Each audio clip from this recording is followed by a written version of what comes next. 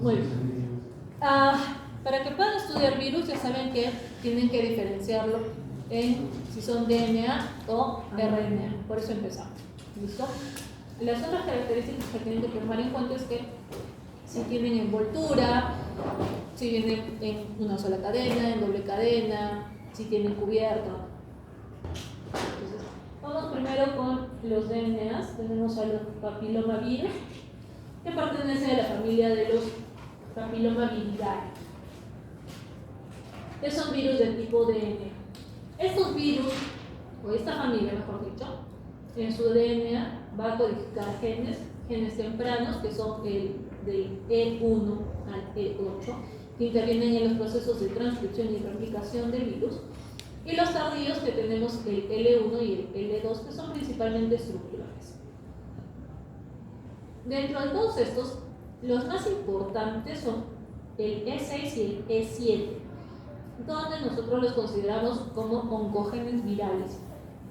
Es decir, que son los que principalmente se van a encargar de transformar o producir cambios que van a llevar a una neoplasia.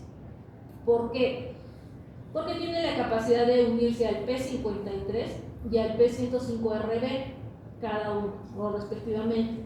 ¿Qué es el P53? Doctor, evita la formación de cáncer. Inhibidor de replicaciones.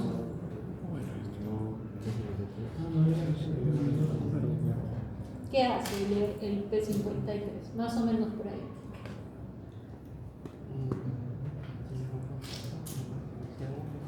Evita que se puedan dar errores en el proceso de transcripción, ¿no es cierto?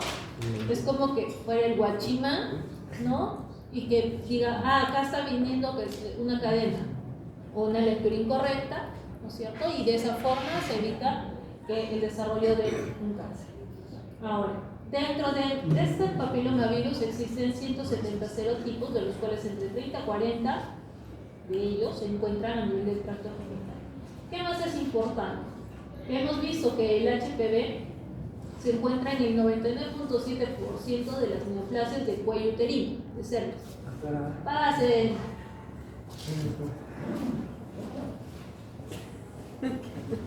Y la otra cosa que es importante, cuando hablamos del papiloma, de los serotipos del papiloma, hay que ver cuáles son los de alto y los de bajo riesgo. Los de bajo riesgo son aquellos que me van a producir lesiones benignas, por ejemplo, las verrugas, ¿listo? Pero los de alto riesgo son aquellos que están asociados al desarrollo del cáncer de cuello uterino. Y dentro de estos hemos visto que el 16 y el 18 se encuentran en el 70% de los que van a producir este cáncer. Claro que por si acaso, las estadísticas a nivel nacional son muy distintas a lo que vemos a nivel mundial. Para el Perú, por ejemplo, estamos viendo actualmente los estudios que estamos haciendo que no es precisamente el 16 y el 18 lo más frecuente que en el Perú, son otros serotipos, ¿no?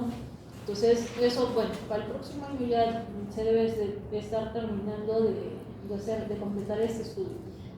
Y dentro de los bajo riesgo, los más frecuentes son el 6 y el 11, que van asociados a la presencia de condilomas o también la presencia de las verrugas. Las verrugas, que a veces son tan comunes que salgan, son causadas por papilomavirus, pero del tipo de bajo riesgo. ¿Cómo se contagia uno de ese virus? Principalmente por vía sexual, por contacto directo con las lesiones y a nivel del canal del parto. Entonces, en esta tabla lo que tienen son las lesiones cutáneas, que generalmente son lesiones benignas, ¿no? Verrugas plantares, la verruga común, la verruga plana, la epidermodisplasia cruciforme, causadas por serotipos benignos, que son estos de acá.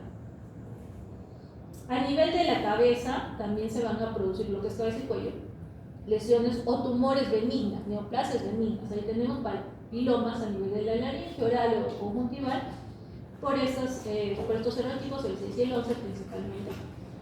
Y en el caso de condiloma acuminado, también asociado al 6 y 11, y solamente la neoplasia intraepitelial cervical, que es la lesión precancerosa, y el cáncer de cuello uterino son producidos por serotipos de alto riesgo, como es el caso del 16, el 18, el 31, 33, el 35, todos estos.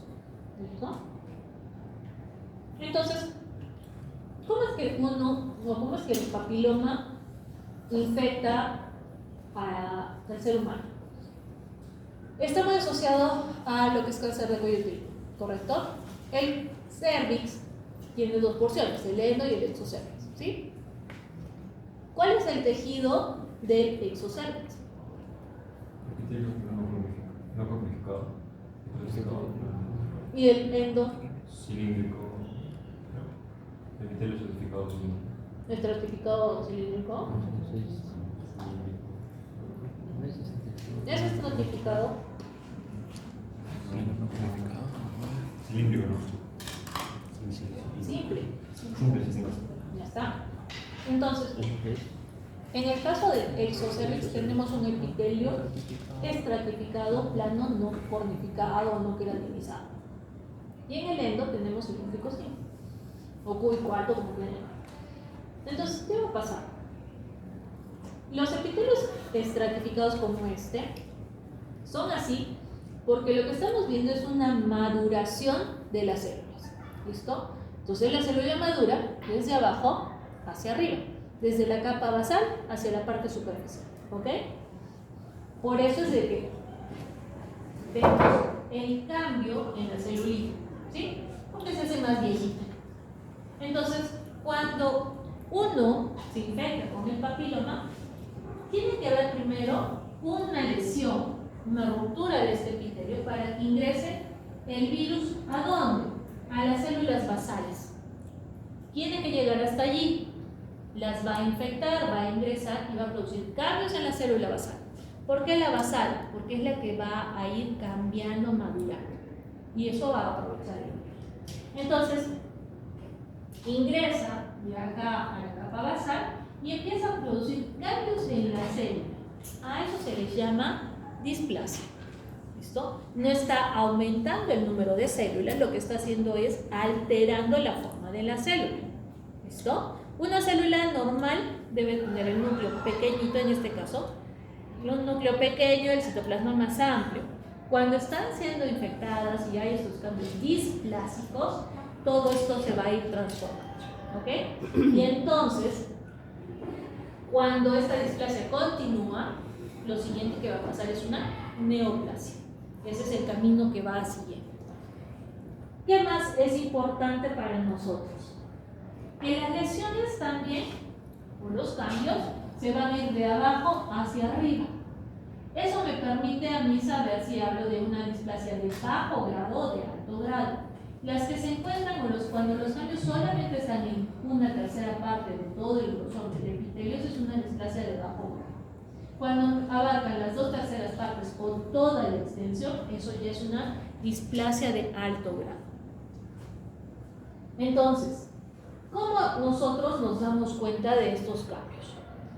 Lo más importante, uno de los exámenes que más utilizamos, que es más barato, más fácil de hacer, que está al acceso de todo el mundo, bueno, de las mujeres, es la citología cérvico-vaginal, el famoso Papá Nicolau, ¿sí? Pero el Papá Nicolau es simplemente el nombre de la tinción que hacemos o que aplicamos a ese extremo. Entonces, ¿cómo es que nosotros lo tomamos? Acá tenemos a la paciente, colocamos el espéculo, ¿no es cierto?, para poder visualizar el cuello, ¿sí? Y acá tengo el cuellito. Y yo tengo que tomar una muestra del exocervix y del endocervix. Puedo utilizar distintas espátulas. Tenemos la espátula de aire, la espátula de salar, el cepillo cervical, el cepillo citológico, cualquiera de ellos, ¿listo? Hasta un hisopo puedo utilizar, pero no es lo ideal, ¿listo? La cuestión es, o el objetivo es tomar muestra del exo y del endocervix. ¿Cómo hacemos?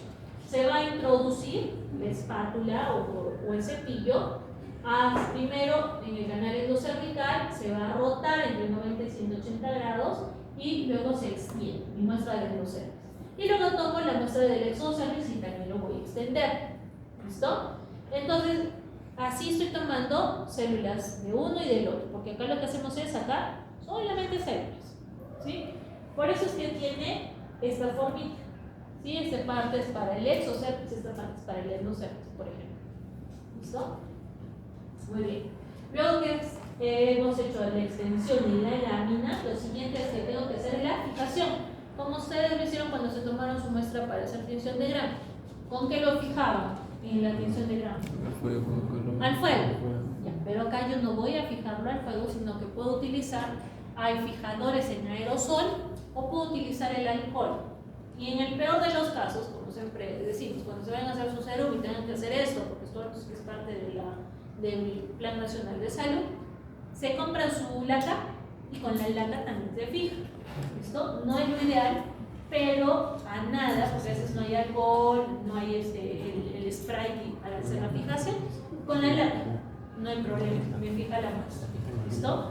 Esa muestra, obviamente, ustedes no la leen, solo tengo que leer yo, andan como patólogo. Yo leo estas cosas en el laboratorio. ¿Listo?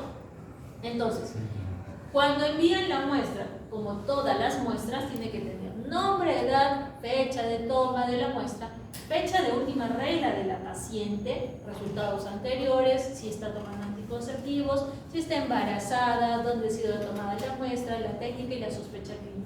Estos datos para mí son importantes. Algunos creen que somos adivinos, ¿listo? Pero, ¿por qué es importante? Porque, por ejemplo, no me van a tomar el Papá Nicolau en una mujer que está menstruando. Lo único que voy a tener es pura sangre. ¿Listo? Entonces no voy a poder dar las células. La otra cosa, los anticonceptivos, el embarazo, también cambia la forma de las células. Y muchas veces el cambio me hace a mí pensar que hay una lesión, cuando no la hay. Entonces, si sé que está tomando anticonceptivos, ok, mis ojitos van a enfocarse en otra cosa, van a mirar con otra perspectiva. ¿Listo? Igualito la edad de la paciente.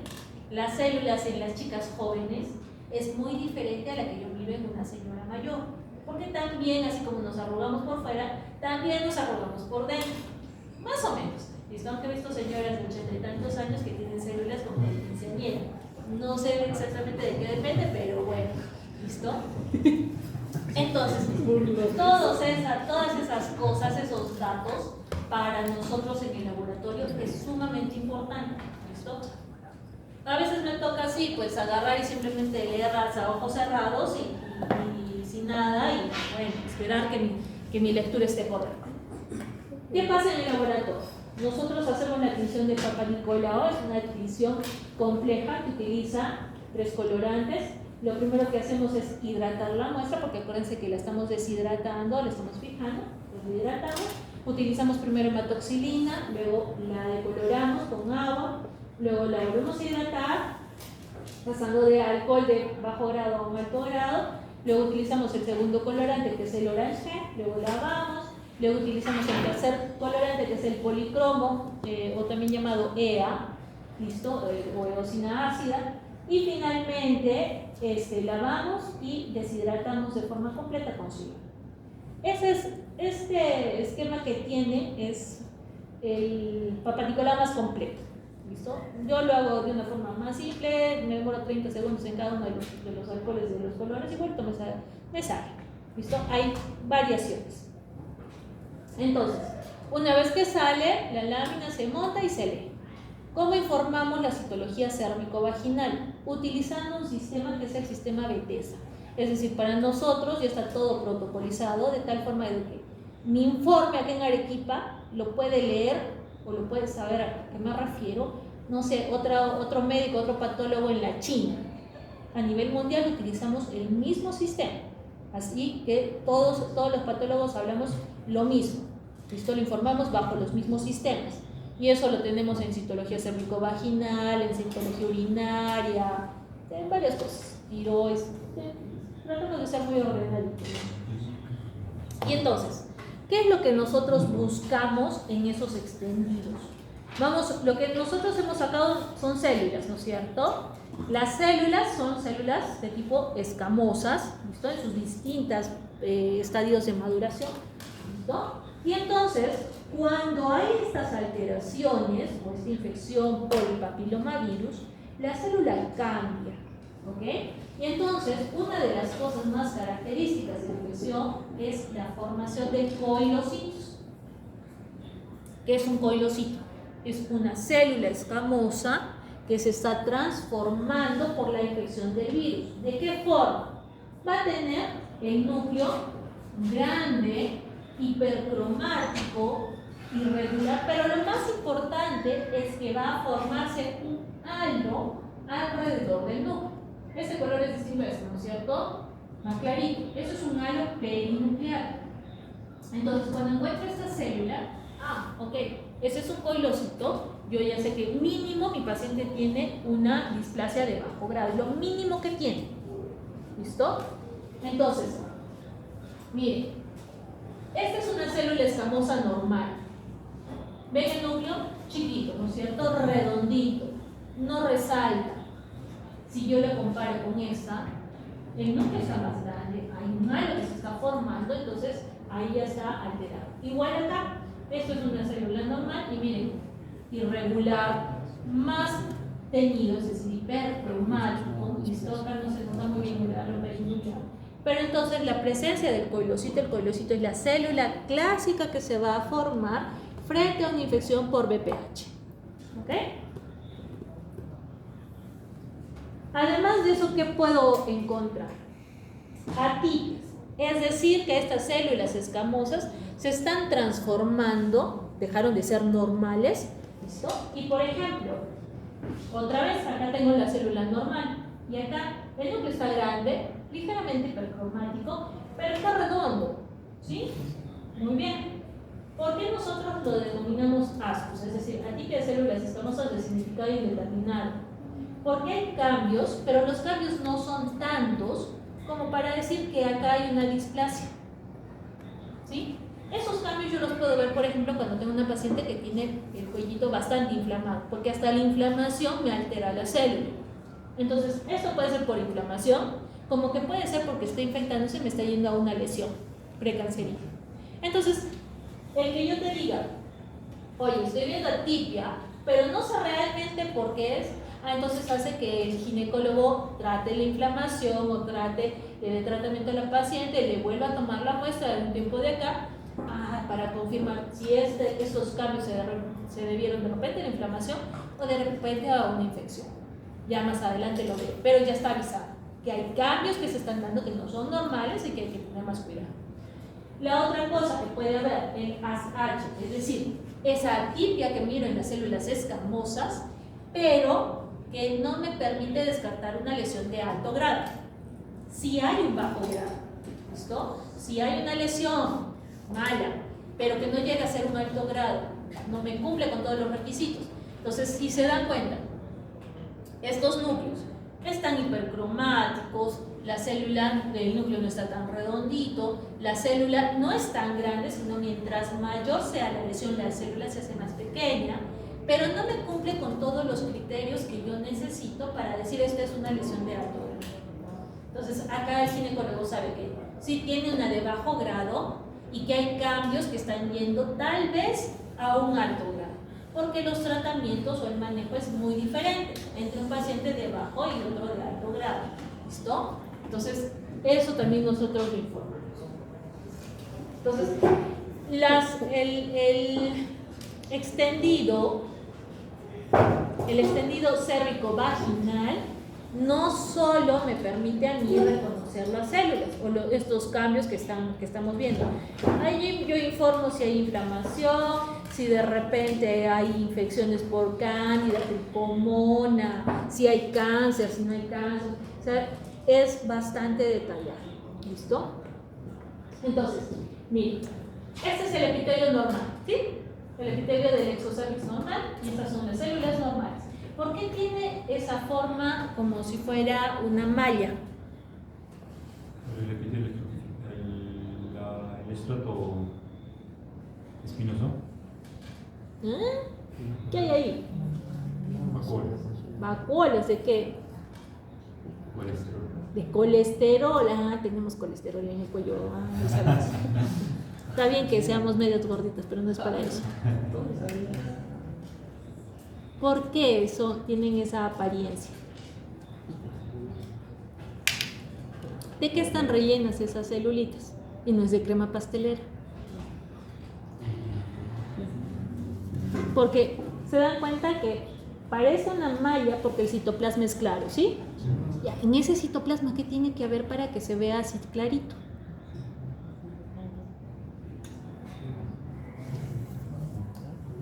Eso es histología básica, ¿ah? Voy a regresar a esto. ¿Qué tienen esas células? ¿Qué? Glucógeno. Sí, le achuntaste. Algo en tus neuronas ahí bien metidas al fondo a la derecha, algo habías escuchado a la doctora. Glucógeno. El glucógeno hace de que tengan esa apariencia como de malla. ¿Listo? Entonces, es importante que reconozcan lo normal para que sepan cómo se mira lo normal. ¿Ok? Entonces, ¿qué es lo que vamos a encontrar? En esta tablita tienen más o menos, o sea, tienen nuestra clasificación anterior, ¿listo? Y la nueva clasificación. Antes nosotros hablamos de las neoplasias intraepiteliales cervicales, el famoso NIC 1, NIC 2, NIC 3. Ahora lo hemos hecho un poco más sencillo y hablamos de displasia de alto y de bajo grado, nada más. Entonces, cuando yo observo los cambios que se han dado en el tercio inferior, eso es un NIC 1 o displasia de bajo grado, ¿sí? Si ustedes comparan, acá hay más desorden. Para mí esto es ordenado, homogéneo. Acá yo ya empiezo a encontrar alteraciones solamente en el tercio inferior. Entonces eso es un NIC 1 o displasia leve en el tercio inferior, o como ahora lo llamamos lesión intraepitelial o LIE de bajo grado. ¿Ok?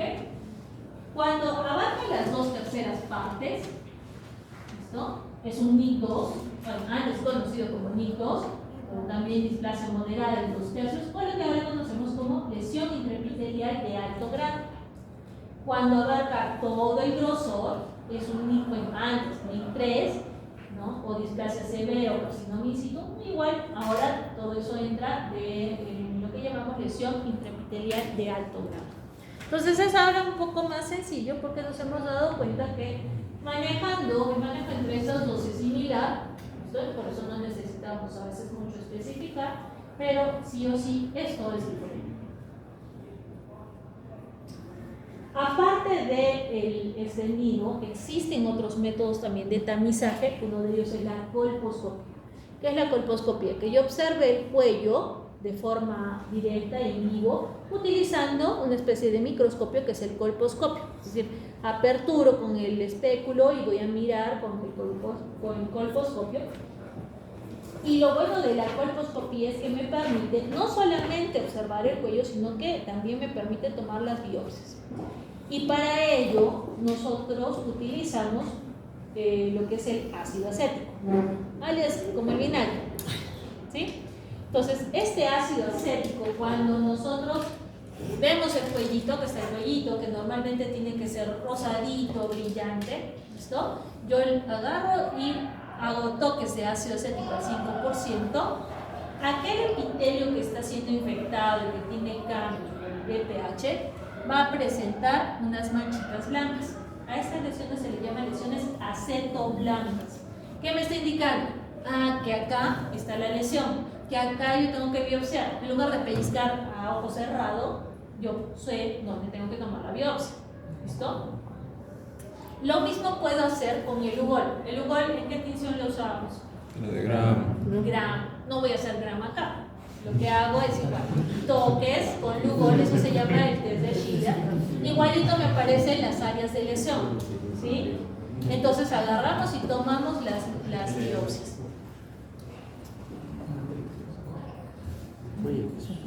Entonces, ojo, no a todas las pacientes les voy a hacer colposcopía.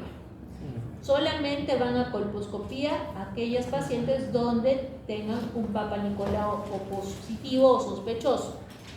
Si sale negativo, no, pues no hay necesidad, ¿no es cierto? Sigue con sus controles. Entonces, y a partir, ¿a quiénes hacemos el extendido cérvico-vaginal? ¿A quiénes se les hace el Papa Nicolau? Obviamente. ¿A quiénes? Sí, obviamente a las chicas. Porque cérvico-vaginal no creo que tengas. Apenas, toda mujer apenas inicia su vida sexual. sea una niña de 10 años, ¿no? O sea una mujer de 50 años. ¿Listo? Apenas inicie la vida sexual, la mujer tiene que empezar a realizarse sus Papa Nicolás. Entonces, todos los años, mandatorio hacer el extendido. Es una forma que nosotros utilizamos, por más de que sea, a veces hay técnicas modernas, ¿no?, que van saliendo poco a poco, pero no deja de ser la técnica más fácil, de más aceptación por la población y que me permite la detección temprana, si se hace de forma correcta, de lo que es el cáncer de cuello uterino.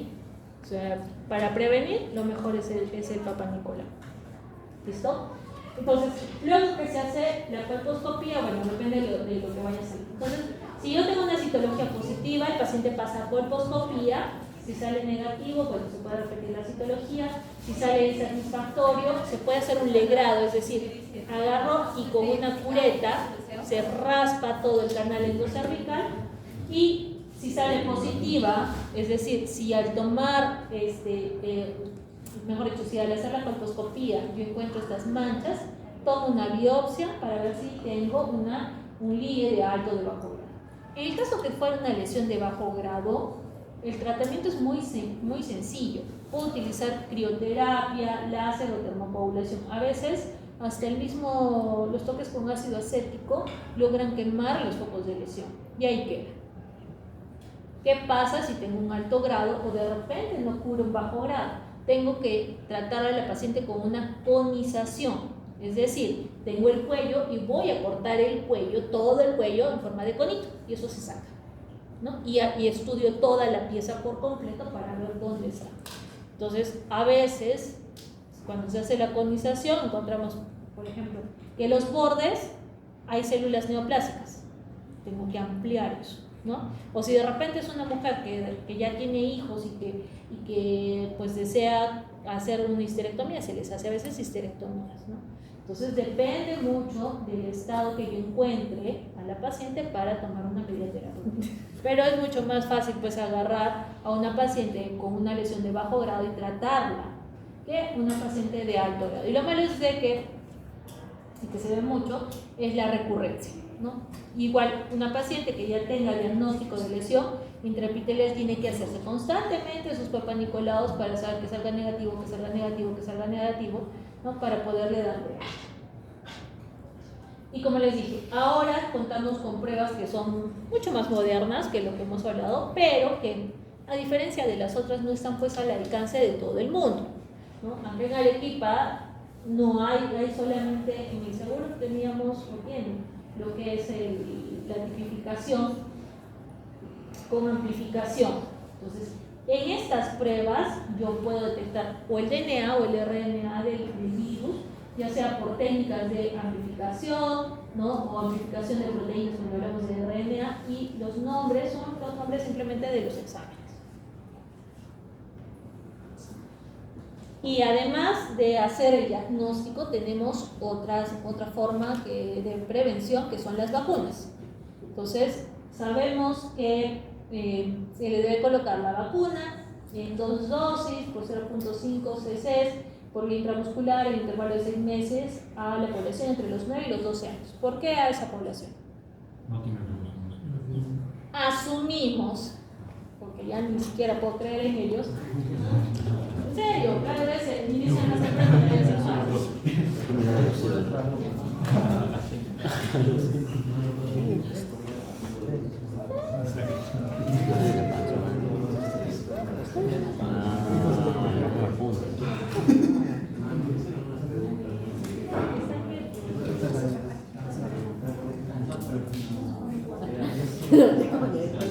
Yo le dije que ya te